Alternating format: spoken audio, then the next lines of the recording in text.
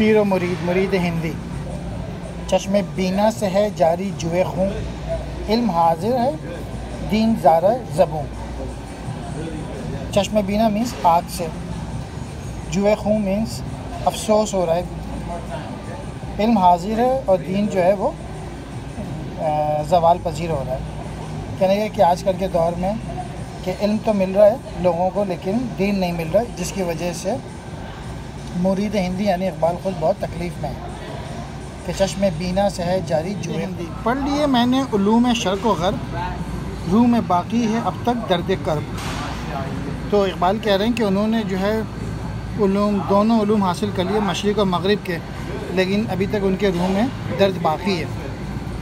कसक मकतब का जवा गर्म खून, साहिर अफरंग का ज़ैद ज़बूं। कहने लगे कि अरे ये जो मकतब के जो जवान हैं, यूनिवर्सिटी में जो जा रहे हैं लड़के, ये साहिर हो गए हैं, ये मुतासिर हैं अफरंग का, और जिनकी वजह से उनका ज़वाल हो रहा है। अब मुसलमान में नहीं वो रंग बू, सर्द क्यों कर हो गया उसका लहू।